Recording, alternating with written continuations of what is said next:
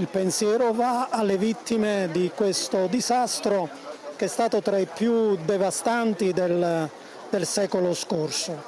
Migliaia di vittime civili, anche 4 vigili del fuoco deceduti. Oggi, 6 maggio, ricorre il 50° anniversario di quel terremoto che ha scosso, danneggiato prima e distrutto poi il Friuli intero. E nessuna costruzione può resistere se non è dotata di, prima di tutto, fondamenta stabili. Le nostre radici, le nostre fondamenta sono le persone che hanno lavorato prima di noi.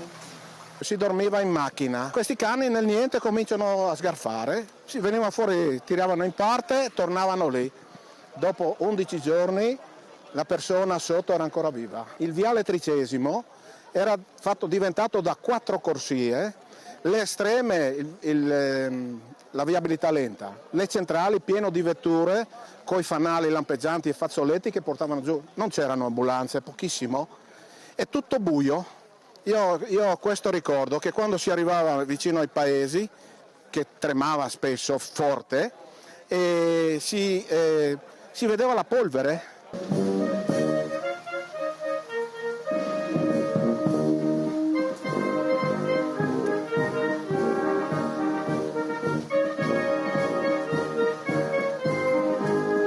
Una semplice riflessione, un ricordo ai caduti, una testimonianza per il presente e per il futuro e sicuramente un grande esempio di umiltà, di rinascita e di impegno sociale da parte di tutti i componenti. È stato bellissimo ricordare l'aspetto della ricostruzione, ma la nostra memoria, il nostro ricordo va anche a quanti hanno lasciato la vita nel momento del soccorso. Il rischio è il nostro pane quotidiano.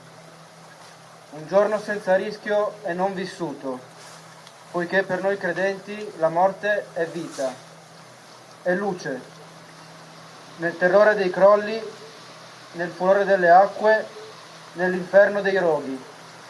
La nostra vita è il fuoco, la nostra fede è Dio. Per Santa Barbara Martire. Così sia.